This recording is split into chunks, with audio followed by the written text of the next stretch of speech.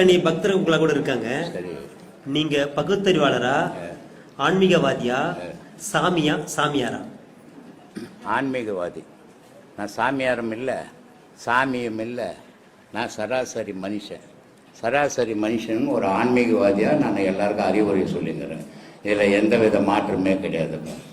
சொல்லுங்க. அப்புறம் வேற என்ன பார்த்தீங்கன்னா, இப்போ ஒரு உயிர் இறந்துருச்சுன்னா அந்த உடல் இருந்து உயிர் பிரிஞ்சிருது.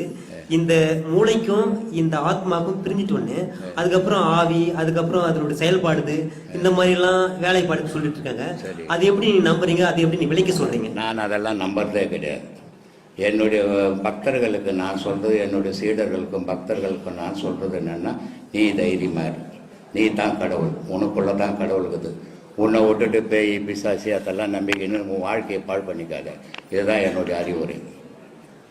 அப்புறம் சாமி, இப்போ பார்த்தீங்கன்னா சாமியார் நிறைய பேர் இந்த மாதிரி போலியான சாமியாரே கிடையாதுப்பா. முதல்ல இல்லை நான் என்ன சொல்ல வரேன்னாங்க ஐயா, இந்த மாதிரி போலியான சாமியார் இருக்காங்க, இந்த மாதிரி மீடியாவில் வந்துட்டு இருக்கு. அவங்க இருந்துட்டு போட்டோமே, அவங்கள திட்டம் பண்ணுறது என் வேலை இல்லை.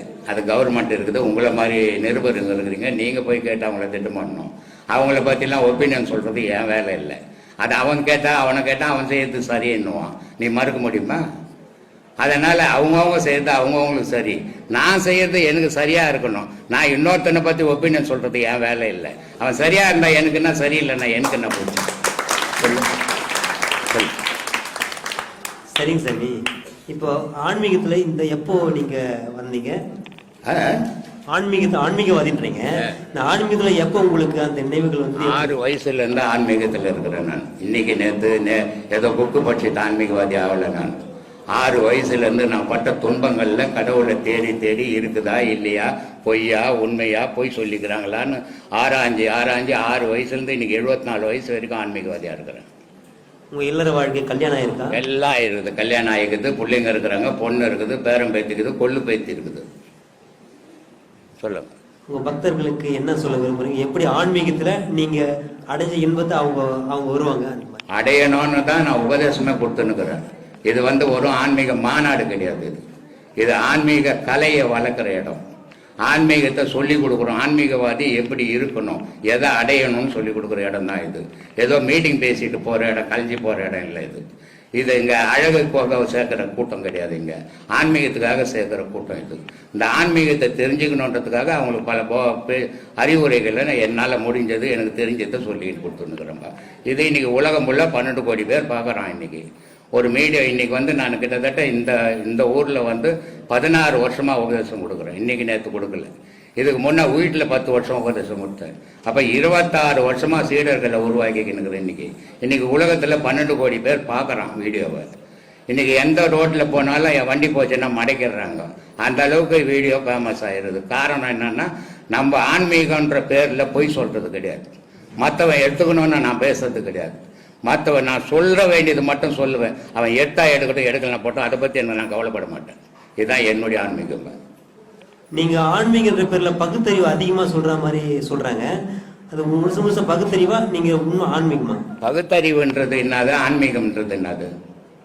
பகுத்தறிவுன்னா அது எது பகுத்தறிவு? கடவுள் இல்லைன்றது பகுத்தறிவா?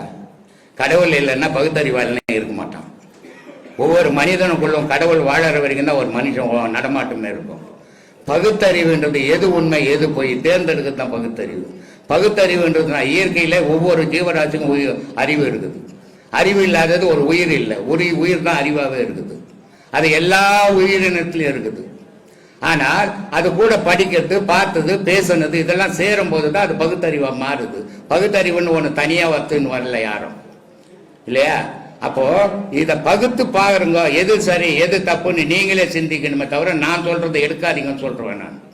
நான் சொல்றதெல்லாம் நீ எடுத்துக்கணும் என் கூட சுத்துன்னு சொல்ல மாட்டேன். நான் நீ சிந்திச்சு பாரு, உண்மை எது பொய் எது நீயே முடிவு பண்ணிக்கோ அப்படின்றது. அதுதான் பகுத்தறிவு.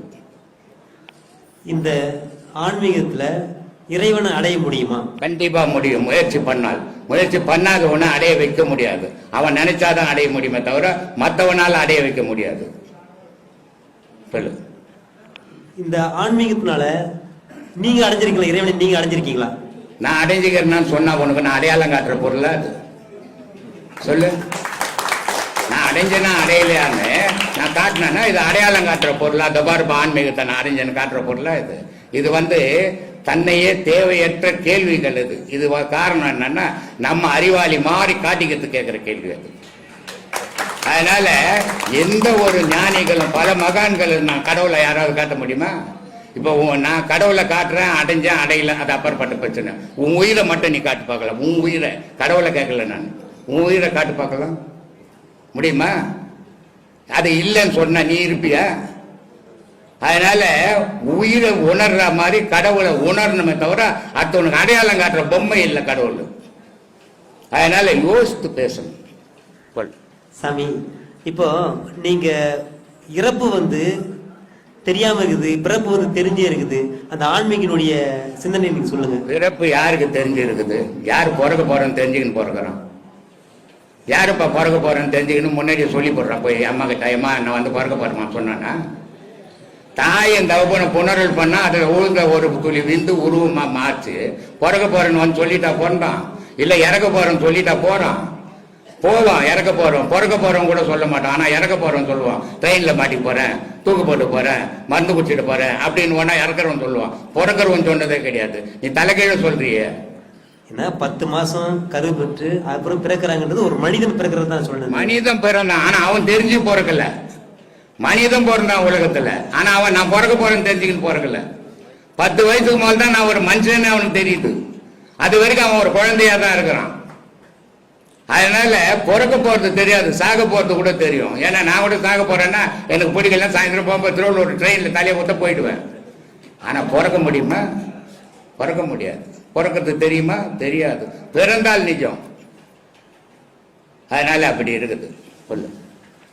இப்போ இந்த மனிதர்களுக்கும் இந்த உலகத்திற்கு என்ன சொல்ல விரும்புறீங்க? அமைதியோட வாழணும்னு சொல்றேன், அறிவோட வாழணும்.